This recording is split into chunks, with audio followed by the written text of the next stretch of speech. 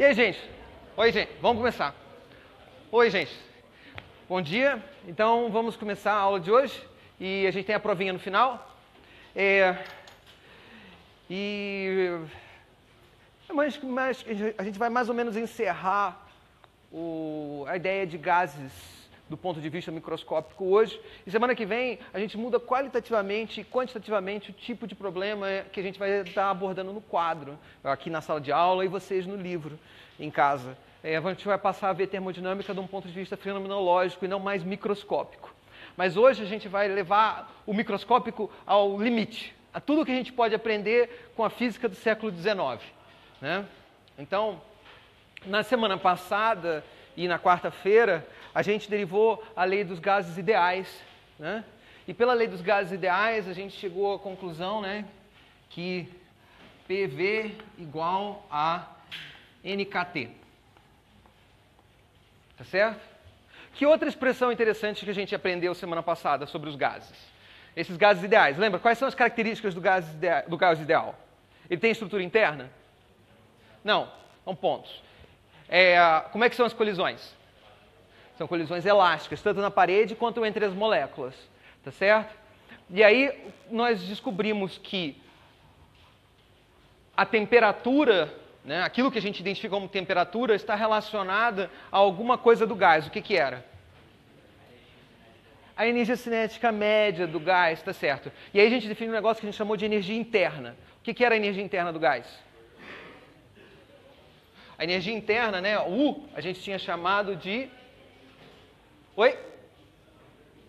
2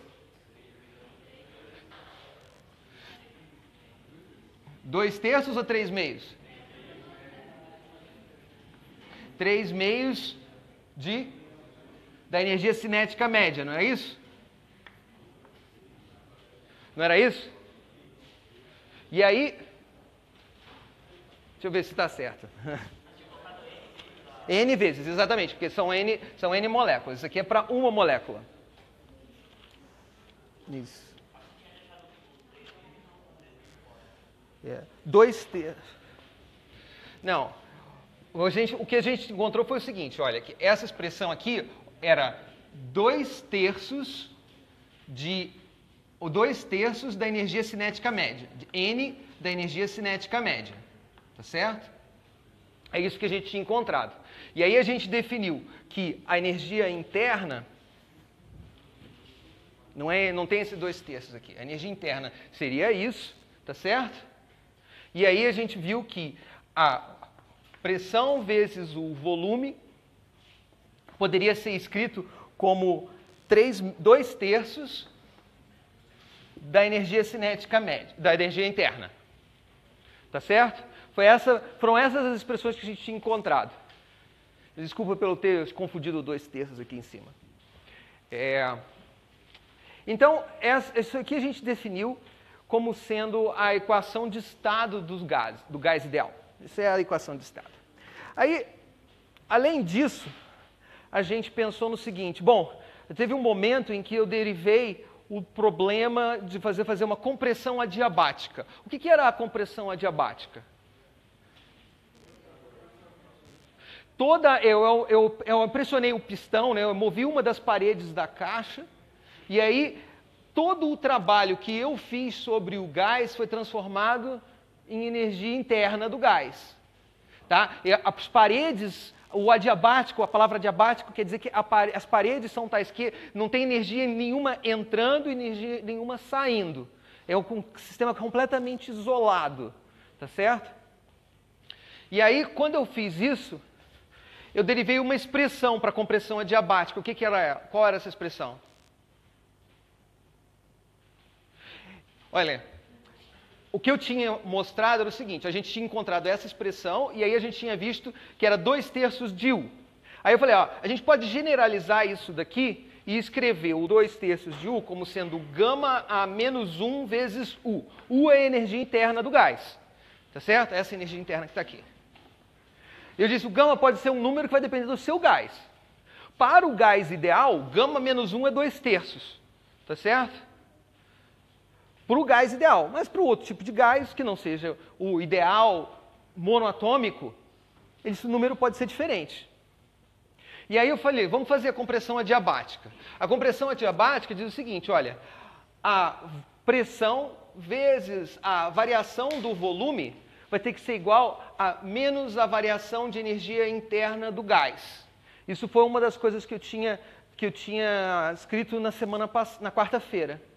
Eu tinha dito assim, olha, se eu pressionar o gás, se nenhuma outra energia pode entrar ou sair pelas paredes, todo o trabalho que eu faço, isso aqui é o trabalho que eu estou realizando, tem que ir para mudar a energia interna do gás. Por que PDV é o trabalho? PDV, porque P é o quê? Pressão. Pressão é o quê? Força sobre área, certo?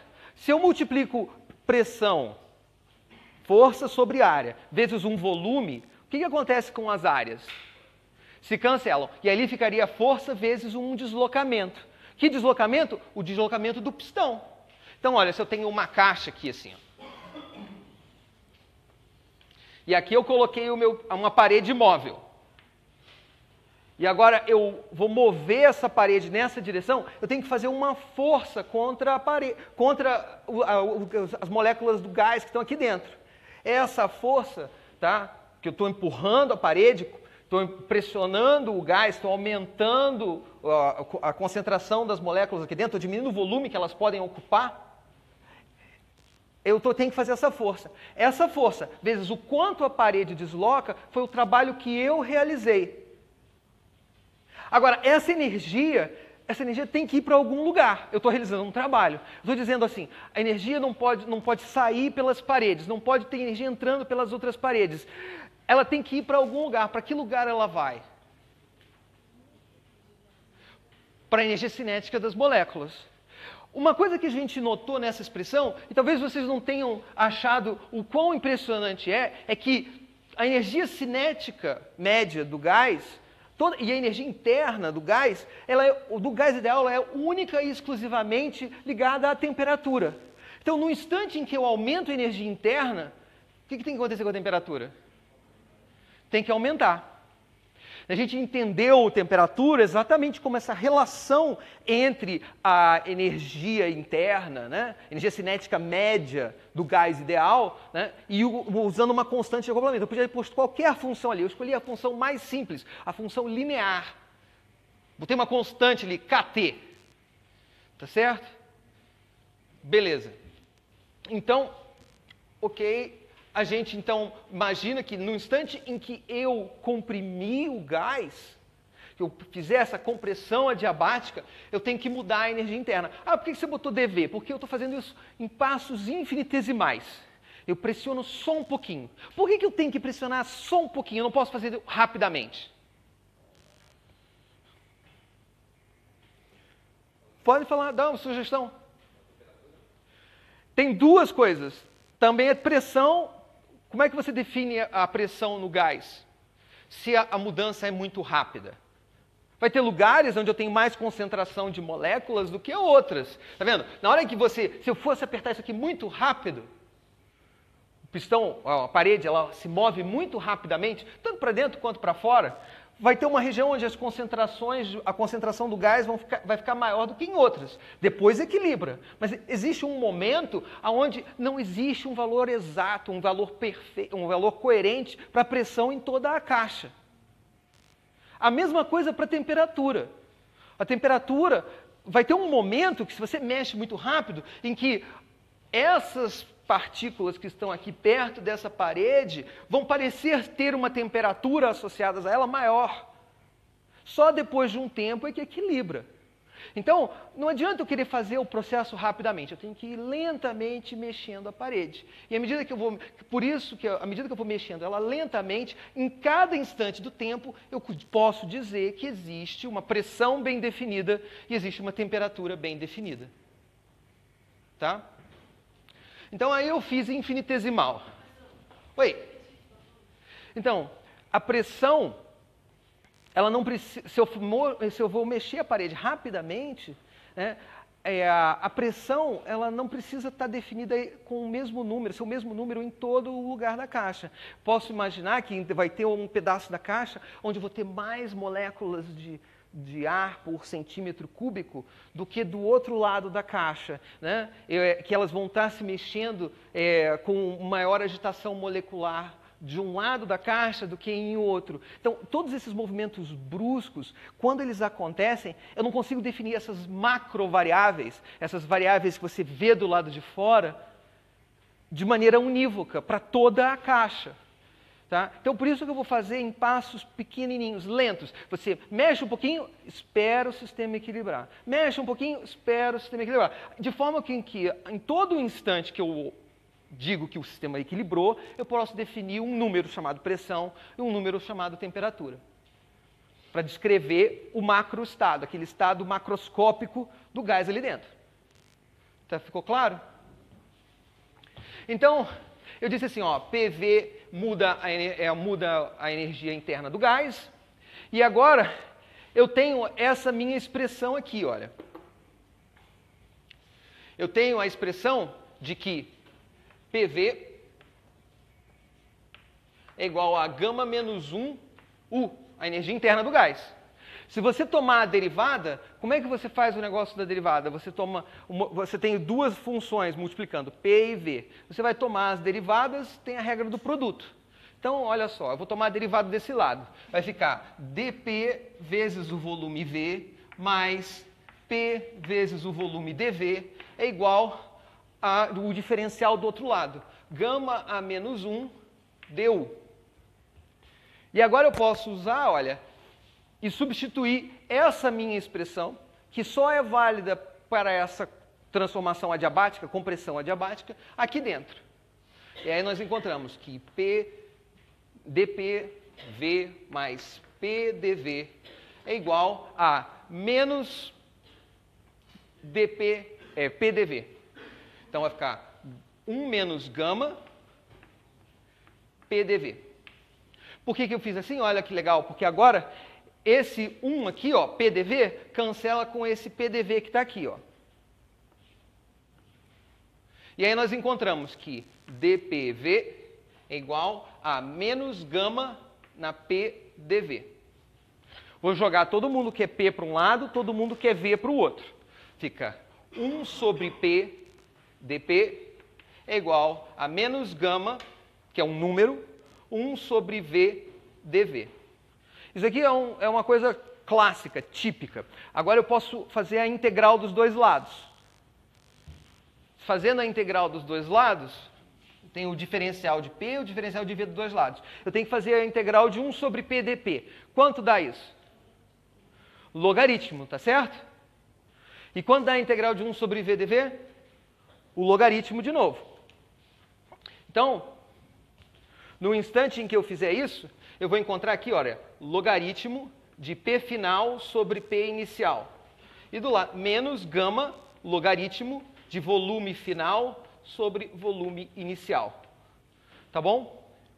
Vou apagar aqui para vocês, para poder escrever melhor aqui. Então, vou transportar essa linha para cá. Fica log de P final sobre P inicial, menos gama log de V final sobre V inicial. O gama está multiplicando o logaritmo, então ele entra como um expoente aqui dentro do logaritmo. Gama dentro do logaritmo. O menos está multiplicando o logaritmo, então entra como menos gama aqui dentro. Tá bom? Por que eu fiz isso? Porque agora, olha, eu posso combinar, eu posso comparar o que está dentro dos dois logaritmos. E eu cheguei à conclusão que P final sobre P inicial é igual a V final sobre V inicial na menos gama. Então, posso inverter, fica V inicial sobre V final, o sinal de mais aqui. E agora eu posso multiplicar, passa todo mundo que é final para um lado, todo mundo que é inicial para o outro. P final, V final na gama é igual a P inicial, V inicial na gama. E isso aqui é uma constante. Ou seja, o que isso quer dizer? Isso quer dizer que quando eu pegar o pistão, a parede, e eu mexer a parede, se o processo for adiabático, a pressão e o volume vão ter que mudar dessa forma, obedecendo esse produto na potência gama aqui. Mas o gama eu falei que pode depender do gás. No caso do gás ideal, qual que seria o gama? 2/3 é igual a gama menos 1. Então, para o gás ideal, gama vai ser 5/3. Para o gás ideal. Tudo bem? Fala. Ela é do volume inicial ao volume final e da pressão inicial à pressão final. Tá bom? Por isso que escrevi aqui embaixo isso aqui. Ela é definida nesse sentido. Oi? Não, porque eu comecei com o volume e a pressão num determinado valor. Mexi a parede, eu terminei num valor final. E eu estou integrando eu estou querendo saber qual foi a variação nesse intervalo. Tudo bem? Mas para um volume final, para um volume inicial, eu tinha uma pressão inicial. Para o volume final, eu tenho uma outra pressão. Você vê que essa integral é uma integral delicada, porque, como eu falei, isso tem que ser feito lentamente. Então, não é uma coisa assim dinâmica, rápida que você faz. Porque para cada passo que eu estou imaginando que eu posso definir essa variável P e V, eu tenho que esperar o sistema equilibrar.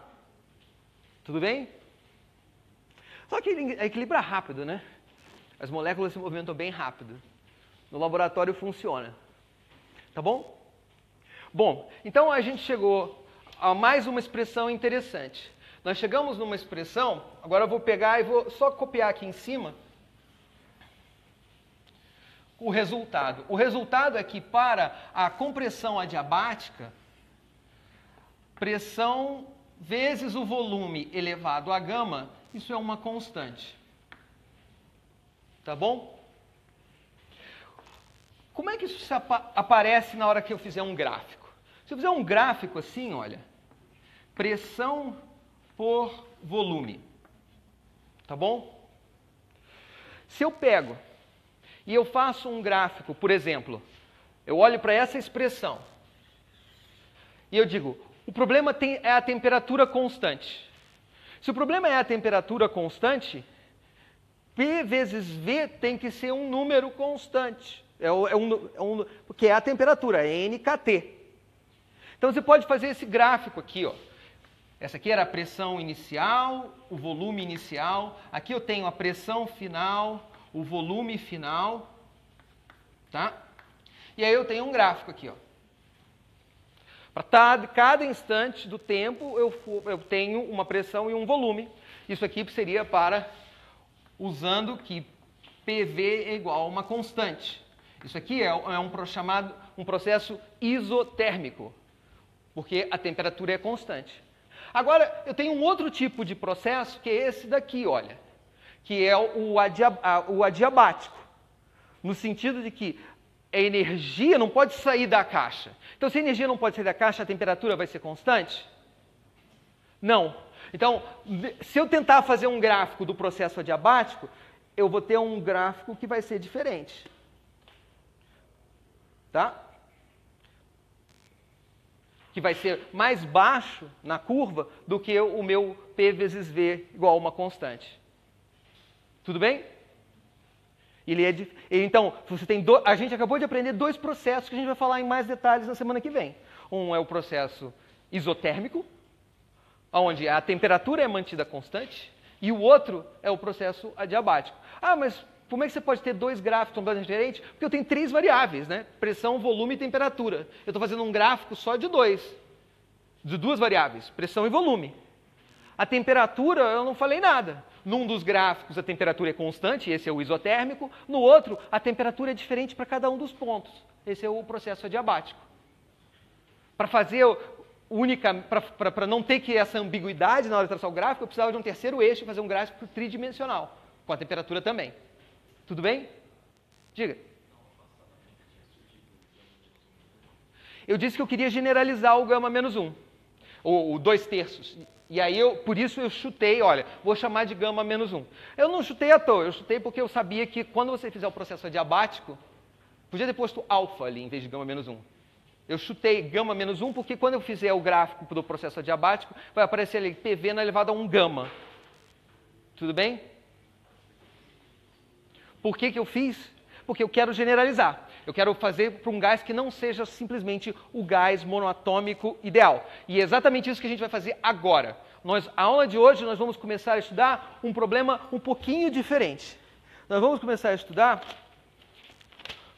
o que aconteceria se eu relaxasse a minha hipótese de que as moléculas do gás são monoatômicas, ou seja, o gás é feito de bolinhas infinitesimalmente pequenas. Então, vamos fazer o caso mais simples, que seria o seguinte. Vamos fazer o caso de você ter uma molécula diatômica. O que significa isso? Eu estou imaginando que eu tenho 2 átomos. Então, eu tenho aqui, por exemplo, o átomo de hidrogênio, tenho uma ligação química, e do lado de cá, um átomo de cloro. Um átomo de oxigênio, outro átomo de oxigênio. O2, HCl, qualquer um desses gases para mim vai funcionar. Podia fazer com 3? Podia, mas vamos começar com 2. Tudo bem? Por que esse problema, então, é diferente? Bom, primeiro, esse cara eu vou chamar de massa 1, esse aqui eu vou chamar de massa 2. Então, eu tenho a massa de um átomo, a massa de outro átomo. Eu tenho a separação entre eles, eu vou dizer que é uma distância D, fixa. Que distância é essa? Por que eu tenho essa distância D? É a distância, o que ela faz? Isso, é a força, é a distância que minimiza a energia total do sistema, é aquela em que a ligação química fica mais feliz. É a distância em que a ligação química está feliz. Tá bom? Então, essa é uma distância que depende do problema que você está olhando. Para um oxigênio vai ser o O2 vai ser uma coisa, para o HCl vai ser outra. Mas, dada uma ligação química, ela está lá. Tá bom? Então, a primeira coisa que a gente vai fazer é, ok, esse problema é super complicado, vamos tratar a ligação química como se ela não estivesse se mexendo. Zero, nada. Tá bom? Então, os átomos estão fixos a uma distância D. Como é que agora você começa a resolver esse problema? Qual é o caminho que você vai tentar fazer?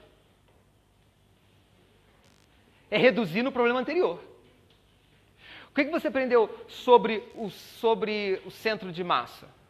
Se você tiver 2 bolas presas por uma haste, quando você joga essas 2 bolas presas pela haste, quem que faz o movimento parabólico?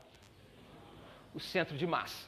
Não é nenhuma das 2 bolas, é o centro de massa. Então, o primeiro trabalho que a gente vai fazer vai ser escrever o centro de massa.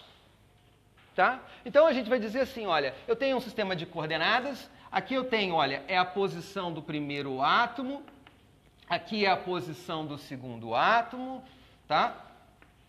E eu defino a posição do centro de massa. Isso vai ser M1R1 mais M2R2 sobre a massa total, M1 mais M2. Tá bom? Essa define a posição do centro de massa, que nesse caso vai ser um cara aqui no meio, ó. Centro de massa. Se os átomos fossem iguais, como 2 átomos de oxigênio, estaria exatamente no meio ali da barra. Tudo bem? Na hora que você faz isso, o que eu posso fazer? Qual a primeira coisa que eu posso fazer? Esquecer das 2 bolinhas e só olhar para o centro de massa. Então, qual é o problema equivalente que eu acabei de criar para mim? Oi? Um gás monoatômico de massa M grande. Então, eu esqueço esse problema e agora eu tenho aqui, olha, é uma massa grandona M, monoatômica. E o que a gente aprendeu sobre esse gás monoatômico com essa massa M? Ele obedece exatamente PV igual a nRT. Então, eu posso escrever aqui, ó. PV igual a NKT. Tá certo?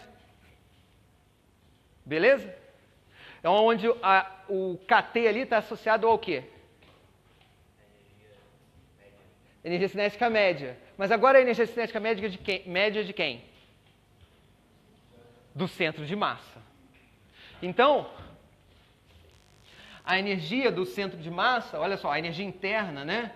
A energia cinética média do centro de massa, nesse caso, vai ser o quê? 3 meios de KT. Lembram disso? Que eu escrevi antes? Por que aparece 3 meios mesmo, hein? Por que aparece o 3? Porque eram 3 dimensões. O centro de massa pode andar para cá, pode andar para cima, pode andar para lá. Então são 3 dimensões, por isso aparece aquele 3. Tá certo? Então, a energia cinética do centro de massa é essa. Agora, a pergunta que eu posso fazer é o seguinte: essa aí é a energia interna agora? Se eu multiplicar isso por N, me dá a energia interna? Como antes? Não, não dá mais.